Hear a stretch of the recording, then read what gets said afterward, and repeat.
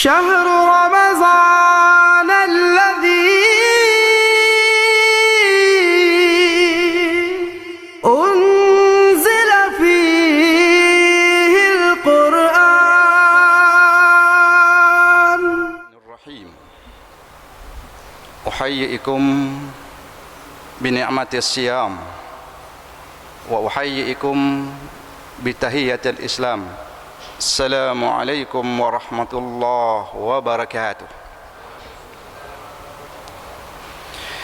Alhamdulillahil azizil ghaffar, al-wahidil qahhar, mukawwiril laili 'alan nahar, tabsiratan lidzawil albabi wal i'tibar. Amma ba'd. Para jamaah, patut kita syukuri atas nikmat sempat yang sama-sama kita mengikuti sholat berjamaah dan dilanjutkan tausiah. Tidak lain, kita juga bersyukur kita sudah menemani Ramadan dan Ramadan menemani kita paruh perjalanan.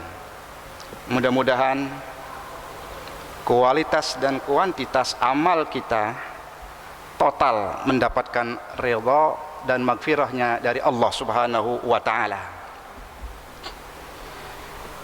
Kalau kita sudah mendengar barusan Abu Ubaidah bin Jarrah, nama aslinya itu Amir bin Abdullah ibnul Jarrah al-Fihri al-Quraisy, bangsa Quraisy ya. Beliau ini masuk Islam sehari atau 2 hari dari Abu Bakar, dan yang membawanya adalah Abu Bakar di hadapan Rasulullah sallallahu alaihi wasallam. Karakter beliau ini luar biasa ini. Sosok tegar, tinggi, hebat. Namun sifatnya itu tawadu, lemah lembut, akhlaknya mulia. Kalau bicara, tutur bahasanya itu tidak menyakitkan, bahkan menjadi dingin yang mendengarnya. Ya. Abdullah bin Umar pernah memberikan rekomendasi dia. Ada 3 pemuda Quraisy, apabila kalian bicara dengan dia, dia tak pernah mendustaimu. Subhanallah, tak pernah mendustaimu. Iya. Atau mereka itu berbicara, atau kalian berbicara, tidak pernah ada kata-kata dusta dan tidak pernah mendustakan. Jadi ada interaksi yang membuat hati itu adem, penuh percaya, kejujuran.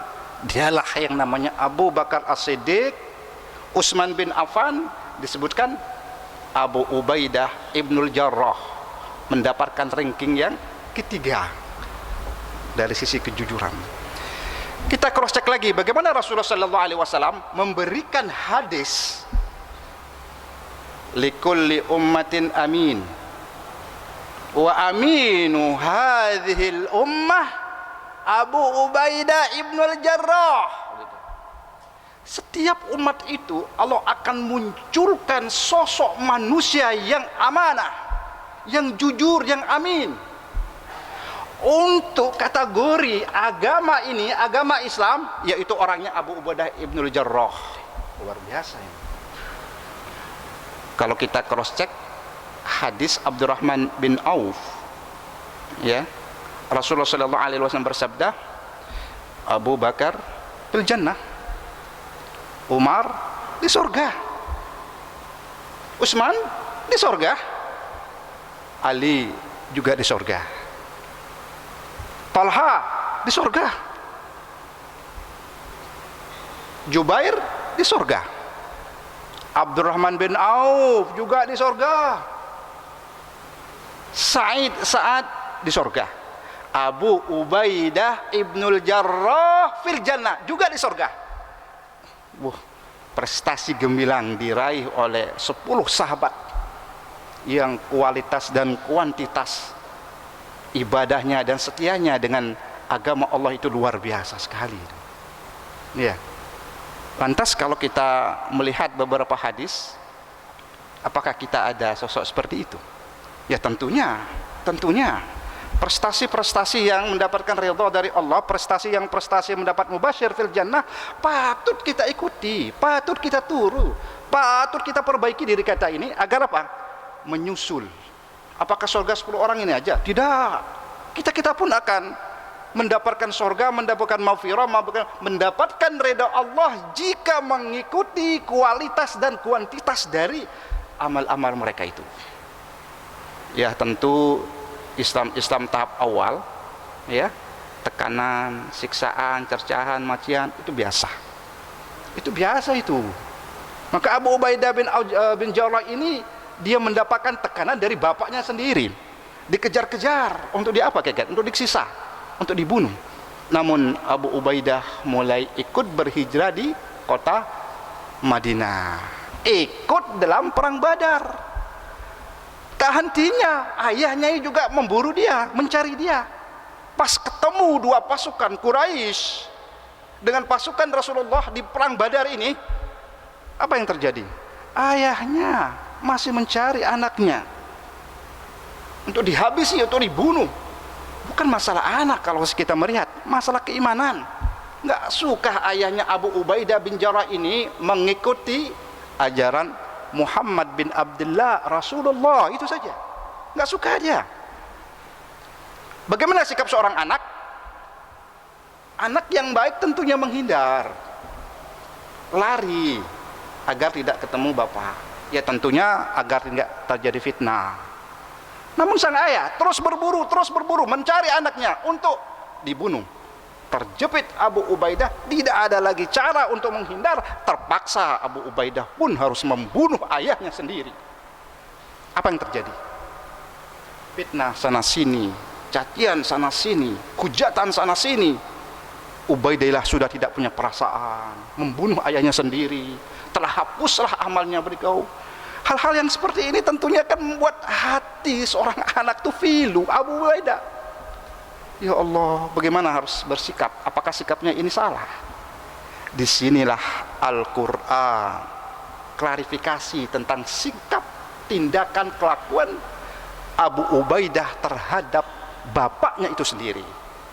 Al-Mujadalah ayat 22. A'udzubillahi minasyaitonirrajim. La tajidu qauman yu'minuna billahi wal yawmil akhir yuwadduna man hadallah wa rasulahu walau kanu aba'ahum aw abna'ahum aw ikhwanahum aw ashiratahum. Artinya tidak layak orang-orang yang beriman kepada Allah dan hari akhir saling memberikan kepedulian kepada, baik kepedulian itu kepada bapak-bapak mereka atau anak-anak mereka atau saudara mereka atau keluarga mereka. Turun ayat itu menjadikan Abu Ubaidah tenang bahwa sikapku terhadap ayahku benar.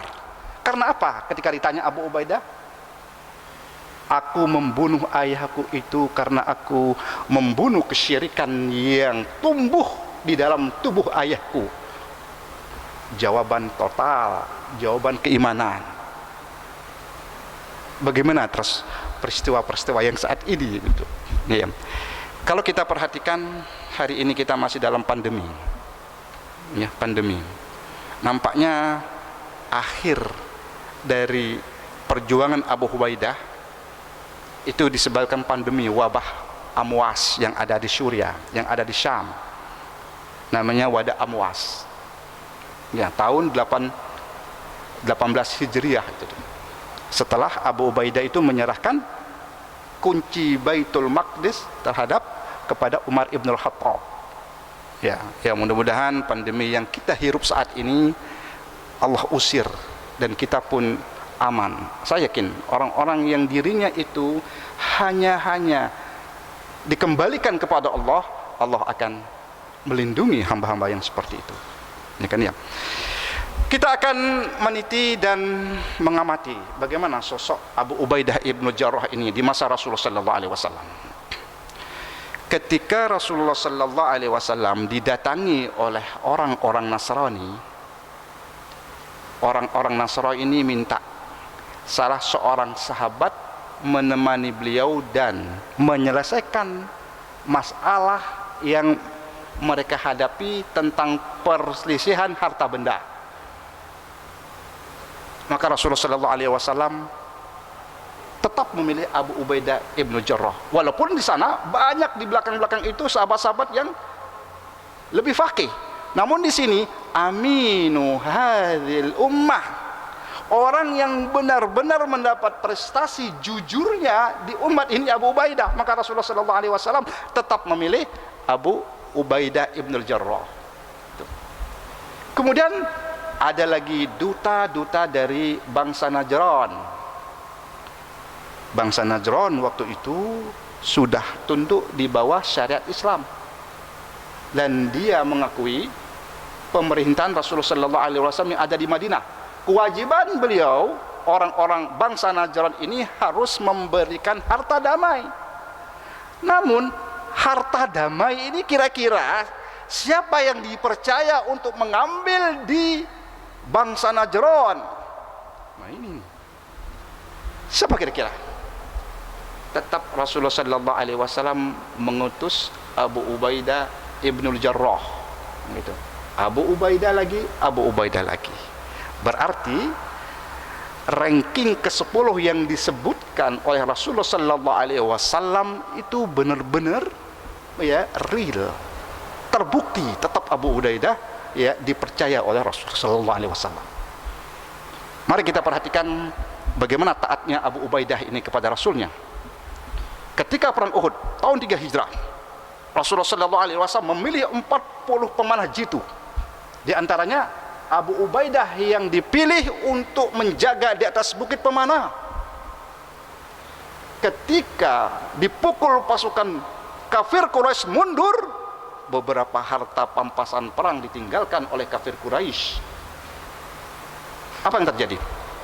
Sebagian besar tentara pemanah itu turun rebutan untuk pampasan perang. Satu komitmen yang dipegang oleh Abu Ubaidah ibnu Jarrah, tidak turun, tidak tergoda, tidak ternista dengan rayuan dunia. Apa yang terjadi? Itu salah satu penyebab kita kalah di perang Uhud. Ya, tetap Abu Ubaidah bertahan karena apa? Ingat dengan pesan Rasul. Jangan sekali-kali kalian turun dari bukit ini sebelum ada perintah dariku. Begitu sabda Rasul. Ingat Abu Ubaidah dengan pesan itu. Dia tidak turun. Kita terkepung, kita dipukul mundur. Dan ada 10 para sahabat yang menjadi tameng. Rasulullah sallallahu alaihi wasallam melindungi Rasulullah. Di antaranya Abu Ubaidah turun bergegas menuju ke Rasulullah untuk melindungi beliau. Subhanallah, sisi loyalitas sahabat Ibnu Jarrah patut diacungkan jempol dan patut menjadi uswah hasanah buat kita. Serpihan pedang-pedang itu salah satunya adalah menancap di pipinya Rasulullah. Siapakah yang berani dan siap untuk mengambil serpihan besi yang menempel di pipinya Rasulullah? Abu Ubaidah yang maju dan merapat dengan Rasulullah, dicabut serpihan itu dengan gigi manisnya, patah. Saking dalamnya itu mengenai dari tulang pipinya Rasulullah sallallahu alaihi wasallam. Gigi yang patah, gigi manisnya Abu Ubaidah bin Jarrah patah itu langsung ditelan dengan beliau. Abu Bakar menyaksikan. Subhanallah. Agar apa? Jangan sampai Rasulullah sallallahu alaihi wasallam mengetahui hal ini, disembunyikan. Subhanallah, loyalitas yang sangat tinggi. Lantas apa loyalitas kita terhadap agama ini? Apa loyalitas kita terhadap Rasulullah? Kesetiaan apa terhadap Al-Quran? Ini yang perlu kita pertanyakan. Ya, Abu Ubaidah ibnu Jarrah di masa Rasulullah sallallahu alaihi wasallam banyak prestasi-prestasi, jasa-jasa yang dibaca dalam sejarah Ibnu Jarrah, Masya Allah, luar biasa. Ini di masa Rasulullah sallallahu alaihi wasallam. Ketika Rasulullah sallallahu alaihi wasallam wafat, belum dimakamkan, orang Ansar berkumpul di Saqifah Bani Sa'idah untuk mengangkat penggantinya Rasulullah sebagai khalifah. Abu Bakar mengajak Umar. Abu Bakar juga menggandeng Abu Ubaidah ibnul Jarrah. Seraya berkata, wahai kaum Ansar yang berhak menjadi khalifah orang Quraisy, aku mencalonkan dan menjagokan Abu Ubaidah ibnul Jarrah. Inilah sosok seorang khalifah. Begitu Abu Bakar memberikan rekomendasi terhadap Abu Ubaidah ibnul Jarrah. Khalifah terpilih Abu Bakar. Abu Bakar tetap memilih Abu Ubaidah ibnul Jarrah, mengirim pasukannya ke Suriah, ke Sam, di bawah pimpinan panglima perang Abu Ubaidah ibnul Jarrah. Takluk itu semua, takluk. Luar biasa Abu Ubaidah ibnul Jarrah. Indah sejarahnya dia. Kalau seandainya kita cross check, Nabi memberikan al-mubasyir fil jannah, 10 sahabat yang terjamin dan dijamin masuk surga. Abu Ubaidah ibnul Jarrah pas, tepat, karena sisi kualitas dan kuantitas amalnya mereka itu menjadi contoh, merupakan amal unggulan dari Abu Ubaidah. Ini adalah aminu hadil ummah, orang yang benar-benar amanat di umat ini. Semoga kita bisa menjadikan cermin dalam kehidupan kita ini, sehingga kita bisa berkumpul dengan Abu Ubaidah al-Jarrah di surga nanti. Kurang lebih saya mohon maaf. Assalamualaikum warahmatullahi wabarakatuh.